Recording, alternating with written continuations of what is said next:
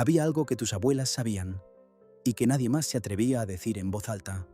En el patio de casi cualquier casa de antes, había plantas que no estaban ahí por decoración, estaban ahí para proteger la salud, el sueño, el ambiente y a las personas que vivían dentro de esas paredes. Y lo curioso es que esas plantas siguen existiendo, siguen estando disponibles, siguen teniendo exactamente los mismos efectos que tenían entonces. Pero en algún momento del camino, alguien decidió que todo eso era superstición, que era cosa de viejas, que no tenía fundamento. Y así, sin que nadie se diera cuenta, ese conocimiento fue desapareciendo de los patios, de las ventanas, de las conversaciones familiares. Hoy vamos a recuperarlo, porque hay 6 plantas en particular que las abuelas cuidaban con una atención especial, que colocaban en lugares muy concretos del patio o del hogar, y cuya razón de estar ahí va mucho más allá de lo que cualquiera podría imaginar. Algunas de ellas las tienes quizás a unos metros de donde estás sentado ahora mismo, sin saber lo que realmente son capaces de hacer. Quédate, porque en unos minutos vas a descubrir exactamente por qué este conocimiento estuvo oculto durante décadas y por qué las personas que lo conocen no lo cambian por nada. Antes de empezar, necesito que entiendas algo fundamental. Las abuelas no actuaban por instinto ciego, actuaban por observación. Generaciones enteras de mujeres que pasaron décadas mirando qué pasaba cuando ponían determinada planta en determinado lugar, qué ocurría en las casas donde crecía cierta hierba, qué cambiaba en la salud de la familia cuando esa planta desaparecía. No tenían laboratorios, pero tenían algo que muchas veces vale más: tiempo, atención y resultados reales frente a sus ojos.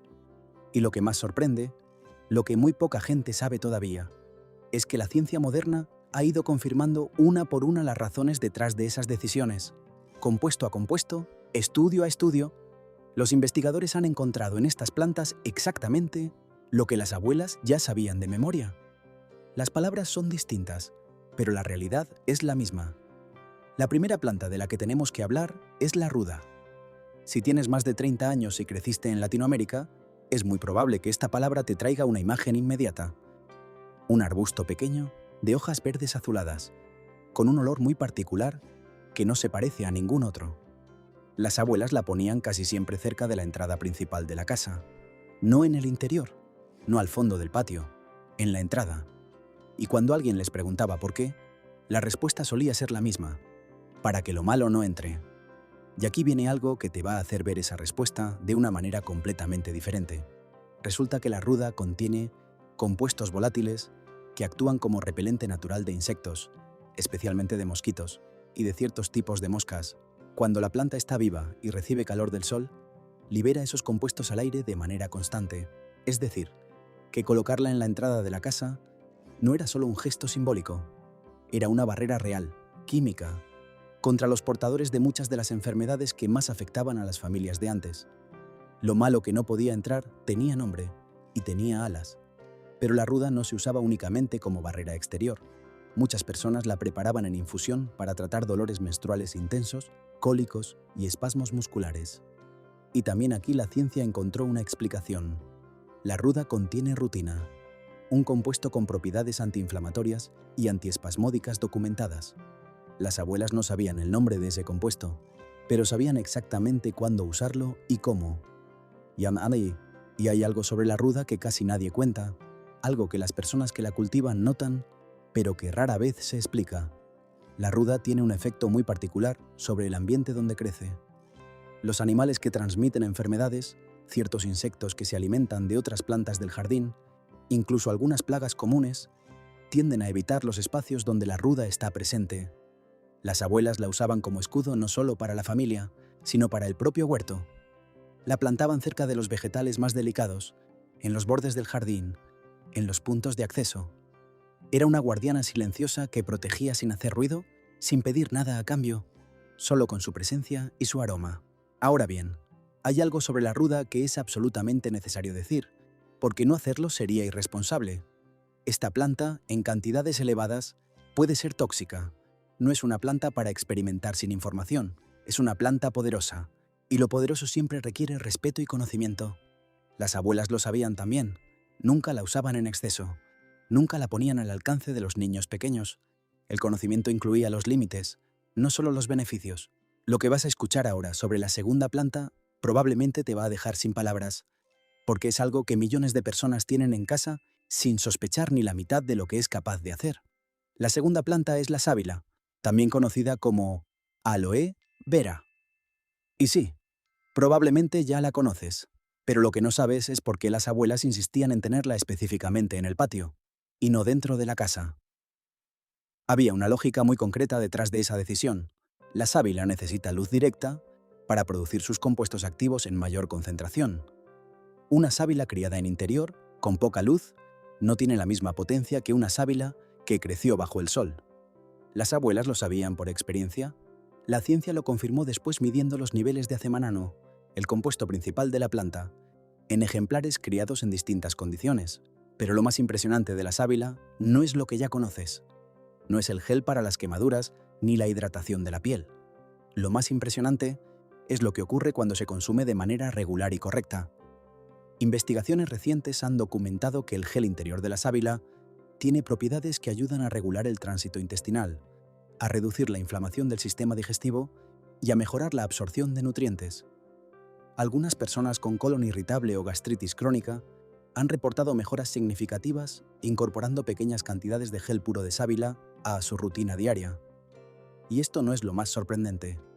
Lo que muy pocos saben es que la sábila también contiene compuestos con propiedades antimicrobianas, que han sido estudiados como potenciales aliados contra ciertas bacterias resistentes a antibióticos.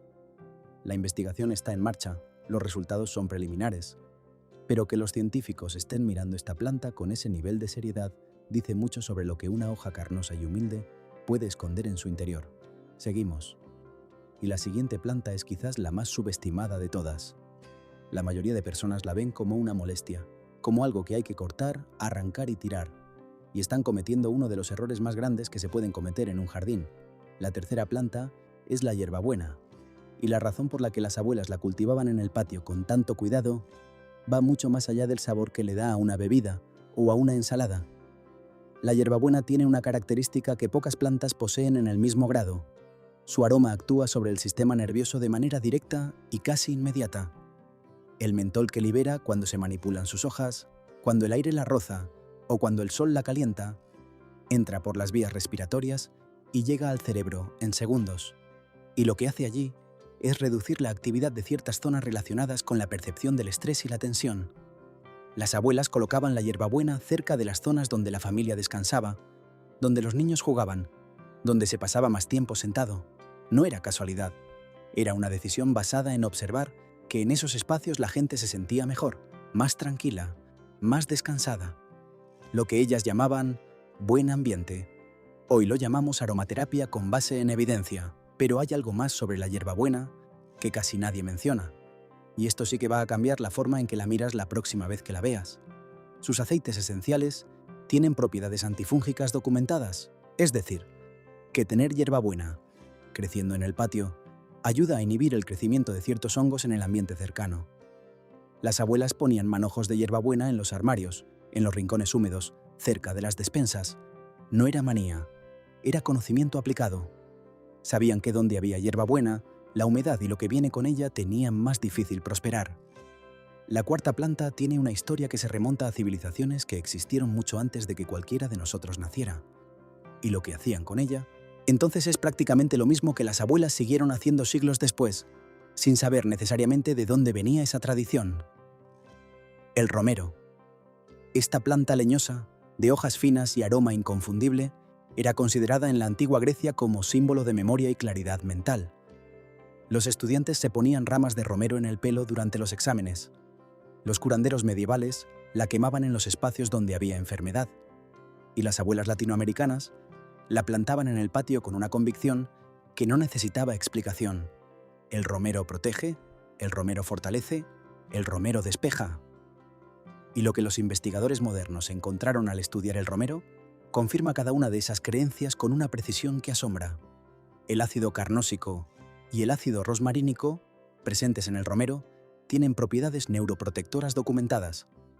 Algunos estudios han encontrado que la simple exposición al aroma del romero mejora la memoria de trabajo y la velocidad de procesamiento mental.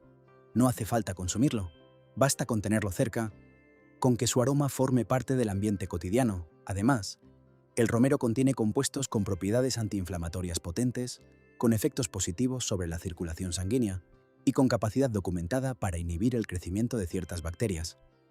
Era medicina de patio, medicina que no necesitaba receta porque llevaba siglos demostrando que funcionaba. Y esto que te voy a decir ahora sobre el romero es algo que la mayoría de personas que lo tienen en casa desconocen por completo. Existe una práctica que se usaba en muchas regiones de España y que las abuelas que emigraron a América trajeron consigo. Preparar agua de romero, hirviéndolo durante varios minutos y usarla para limpiar las superficies de la cocina, los suelos de las habitaciones, los marcos de las puertas. No era un ritual vacío. El romero hervido libera al agua concentraciones mucho más altas de sus compuestos antimicrobianos, y esa agua tiene una capacidad desinfectante real, suave pero constante, que actuaba sobre bacterias y hongos sin los químicos agresivos que hoy llenan los hogares. La abuela limpiaba y desinfectaba al mismo tiempo, con una sola planta, sin saberlo de manera consciente, pero con resultados que cualquier laboratorio podría confirmar hoy. Ahora prepárate, porque la quinta planta es probablemente la que más te va a sorprender, no porque sea exótica ni difícil de encontrar, sino exactamente por lo contrario. La quinta planta es la menta, y la razón por la que aparece separada de la hierbabuena es importante. Aunque son parientes cercanas, sus usos tradicionales y sus compuestos activos tienen diferencias relevantes que las abuelas distinguían con una precisión que muchos jardineros modernos han perdido. La menta era la planta de la digestión, del estómago, del sistema que más castiga la alimentación cotidiana. Se ponía cerca de la cocina, cerca del área donde se comía, y se usaba de manera regular como infusión después de las comidas. Lo que muchas personas no saben es que la menta tiene una de las concentraciones más altas de mentol entre todas las plantas aromáticas, y que ese mentol actúa de manera directa sobre los músculos del tracto digestivo, relajándolos, reduciendo los espasmos, facilitando el movimiento del contenido intestinal. Estudios clínicos han documentado mejoras significativas en personas con síndrome de intestino irritable, que incorporaron aceite de menta de manera regular a su tratamiento. Las abuelas llegaron a eso siglos antes sin haber leído un solo estudio. Y hay algo más sobre la menta que conecta con una práctica muy concreta que muchas abuelas tenían y que siempre pareció extravagante hasta que alguien se tomó el trabajo de investigarla. Muchas personas mayores colocaban hojas de menta fresca debajo de la almohada o cerca de la cama de quien no podía dormir bien. Decían que el olor ayudaba a descansar, que calmaba los pensamientos, que hacía más suave el sueño. Y resulta que tenían razón. La inhalación de mentol tiene efectos documentados sobre la reducción de la frecuencia cardíaca y sobre la actividad del sistema nervioso autónomo en dirección al descanso. Un remedio de abuela que hoy podría estar en cualquier clínica del sueño. Y llegamos a la sexta, la última. Y si has llegado hasta aquí, lo que te voy a contar ahora vale cada segundo que has invertido en este video. La sexta planta es la lavanda. Y aunque quizás la asocias con perfumes o con productos cosméticos, lo que las abuelas hacían con ella iba mucho más profundo que eso. La lavanda se plantaba en los patios de las casas de antes en lugares muy específicos, cerca de las ventanas de los dormitorios, en los caminos por donde se pasaba más veces al día, en los bordes del jardín donde el viento la rozaba con más facilidad. Todo eso tenía una razón. La lavanda libera sus compuestos activos de manera más intensa cuando hay movimiento de aire. Cuanto más la roza el viento, más linalol y más acetato de linalilo libera al ambiente. Y esos dos compuestos son hoy de los más estudiados dentro de la aromaterapia clínica por sus efectos sobre el sistema nervioso. El linalol en particular ha mostrado en estudios controlados una capacidad real para reducir los niveles de cortisol, que es la hormona del estrés, en personas expuestas a su aroma de manera regular. No es sugestión, no es efecto placebo. Los niveles hormonales cambian de manera medible. Las abuelas no sabían lo que era el cortisol, pero sabían que en las casas donde había lavanda, la gente dormía mejor, discutía menos y se recuperaba más rápido cuando caía enferma. Y aquí está el cierre de todo lo que hemos visto hoy, y es algo que merece que te quedes con ello. Estas 6 plantas no eran decoración, no eran superstición y no eran casualidad. Eran el resultado de siglos de observación cuidadosa, de conocimiento transmitido de generación en generación, de mujeres que prestaron atención cuando nadie más lo hacía y que guardaron ese conocimiento en el único lugar donde siempre estuvo a salvo, el patio de la casa. Hoy ese conocimiento tiene nombres científicos, tiene estudios publicados, tiene investigadores que lo analizan en laboratorios de todo el mundo. Pero la esencia es la misma que cuando tu abuela plantaba con sus propias manos algo que nadie le había pedido que plantara, simplemente porque sabía que su familia lo necesitaba. La próxima vez que pases por delante de cualquiera de estas plantas, mírala diferente, porque lo que estás viendo no es una hierba, es siglos de sabiduría enraizados en la tierra.